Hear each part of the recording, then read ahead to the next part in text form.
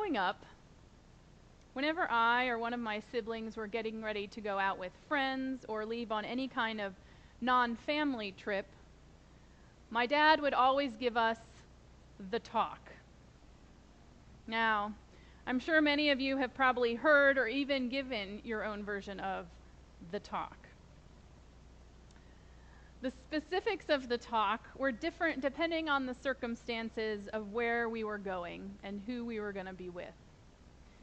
But the general idea was always the same. Remember who you are, that you don't have to do anything that you don't want to do. And call me if you need help. Remember, I'm always there for you. My dad knew that we might be pressured to do or to be something that we were not. So he tried to always help us remember who we are, to remember that we were bigger than the temptations we would face. Because there are many things in this world that would have us forget who we are, that we are God's children, holy and dearly loved. But there are other things that help us remember that we are God's children. The stories that we tell, the traditions that we hold, the rituals we perform, the worship we embody, and the communities that we are a part of. In a world that often pressures us to be something we're not, it's important to hold on to the people and things that help us remember who we are. Our scripture this morning is an example of one of those strongholds of Israel, a reminder of who they are and where they came from. But to understand the significance of this reminder, it's important to understand both the circumstance to which it refers, as well as the context in which it was written. So first, the circumstance. As their journey through the wilderness is almost over, the Israelites are about to enter the promised land. They're more than ready to settle down, to plant crops, build houses, start having families, and live as free people for the first time in generations. They can see it. They're almost there. And knowing that he can't go with them into this land flowing with milk and honey, Moses wants to make sure the people are prepared. So he gives them the talk. And it's actually a series of talks full of blessings and warnings and words of advice. In these lengthy speeches that take up the bulk of Deuteronomy, Moses lays out rules for the proper worship and laws for proper living. Though the line between how we live and how we worship is fluid space, as each influences the other. How we worship God informs how we treat other people, and how we treat other people says something about the God we worship. Moses wants to help the Israelites navigate the pressures of this new place. He wants to help them remember who they are as they begin this new chapter in their history, especially since no one from the generation that came out of Egypt, except for Moses and Joshua, are still alive. You see, these people that are getting ready to enter the promised land have only ever known a life in the wilderness, have only known a life of impermanence and dependence. But Moses knew a different life. He knew the dangers of possessing a land of one's own. He knew the dangers of being the one in power. Do you remember where he grew up? He wasn't one of the Israelites enslaved, suffering under the hand of the Egyptians. No, Moses was the hand of the Egyptians. Raised in Pharaoh's palace, Moses witnessed and most likely participated in the brutal exercise of power that those with power often feel is their right. He learned one way of being in the world from his father, Pharaoh, but he chose a different path. Neither denying nor embracing the sins of his father, Moses' past enabled him to prepare the Israelites for the challenges and pressures they would face in the promised land. He recognized that there are potential dangers that come with power. There's a sense of entitlement, the belief that might makes right, the very real chance that those who were once oppressed become oppressors themselves. We too are no strangers to this scenario. In the Bible, we see the group of the Israelites struggle with what it means to become the nation of Israel, as they fall into the bad habits of other nations around them and follow other gods. And in history, our own history, we see Christians who were marginalized and persecuted escape from Europe to the New World, only to turn around and persecute others in the minority that didn't agree with them.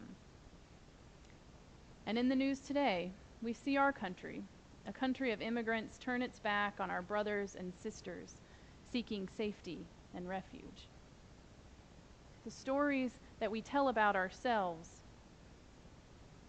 they say something about who we are. They're powerful.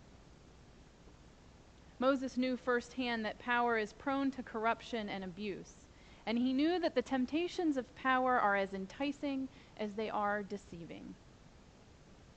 Power would have us believe ourselves to be gods, omniscient, omnipotent, and above reproach. Moses knew that this potential lurks in the heart of all of us. So he gave the Israelites an act of worship that would help them remember who they were, that they are a people called to live outside the normal conventions of power and domination.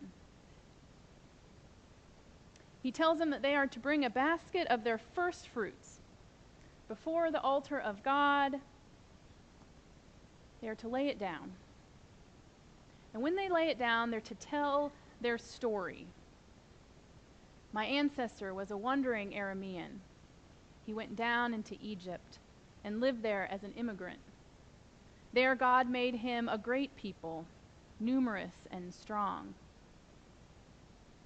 When they were slaves in Egypt, oppressed and afflicted, God heard our cries and delivered us with signs and wonders. God guided us through the wilderness and brought us to this land flowing with milk and honey. This is my story. This is where I come from. This is who I am. This was the story the Israelites were supposed to tell every year when they brought forward their first fruits. So as he helped them prepare to settle in the promised land, Moses gave the Israelites their story. Because maybe if they remembered who they were, they would be careful about who they would become.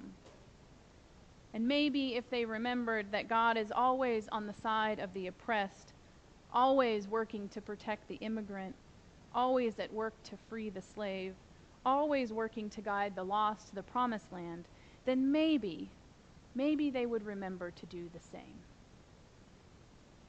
And maybe, if they remembered what God had done for them in their past, they would remember to trust God with their future.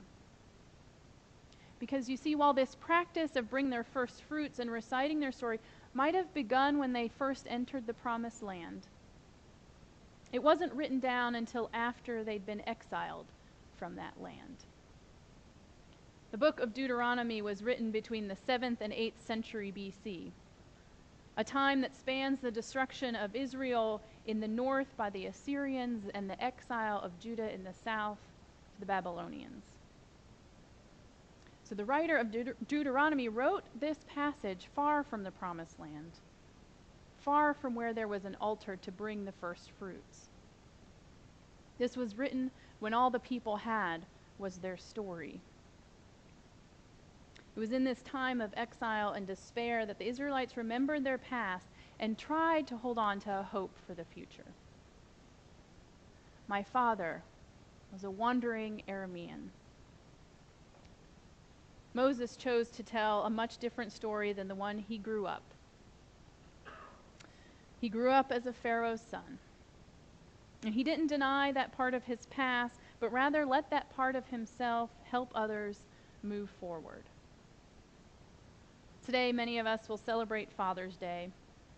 a special day to honor the fathers who helped us become the people that we are today. But sometimes the story is more complicated because people are more complicated. This may not be an easy day for some who had difficult or unhealthy relationships with their father, and it might be hard for those whose fathers have passed away. Today is a day that reminds us that we don't always have control over what happens to us, but we do have a choice about what stories we tell. It's a choice we face every day.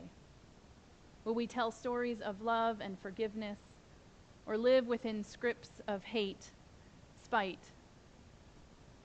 See, the kind of stories that we tell show what kind of people we are. They help us remember who we are, and they anchor us in times of doubt and uncertainty. Our stories, they help keep us alive. They call us back to ourselves, giving us strength in the present and hope for the future. In Deuteronomy, Moses reached beyond the story he was given and found himself in God's unfolding story of liberation and love. And in our gospel reading, we hear Jesus calling the disciples out of their stories into something new, out of what they knew and into something they couldn't even imagine. They are fishermen by trade, but Jesus calls them to be something more. And it's an all-encompassing call, to be sure. Jesus doesn't call them to join a committee, write a bigger check, or add another thing to their to-do list. See, Christ doesn't call us to do something more, but rather to be something more. Serving Christ is not another thing to work into our already busy lives. What we do flows out of who we are. It's the story that we choose to live in and live out. Choosing to live into the gospel story, answering the call to be more Christ-like, encompasses all that we are and informs everything that we do. Now, I must admit, I did feel a little bad reading this story about disciples on Father's Day because their poor dad, Zebedee, gets left behind in the boat while his sons go off to follow Jesus. It's not really the fishing trip he had in mind. And we don't really get to see or hear his reactions to his son walking away from the family business. We don't know if he was able to give them the talk. But I imagine he watched James and John leave with a mix of emotions, because our hearts rarely ever feel just one thing. But I hope that he let them go with a blessing. I hope, as he offered his sons his first fruits back to God with gratitude, I hope that he remembered that his ancestor was a wandering Aramean. Zebedee only appears for a moment, but his legacy has lasted throughout time. We are people with many stories to tell. Some of them are wonderful. Some are heartbreaking. Some are hysterical. And others are really nothing out of the ordinary. But holding them all together is a larger story, an ever unfolding and deepening story of love beyond measure. The story of God's grace holds all the parts of our life together, from the good to the bad to the ugly. So may we seek to live into the fullness of God's story for our lives, remembering God's many acts of love for us. May we offer up our first fruits of labor with grateful hearts. And following our Father's example, may we join in God's ongoing work of love and liberation, standing with the marginalized, caring for the brokenhearted, freeing the captives, healing the sick, feeding the hungry. May it be so, now and forever. Amen.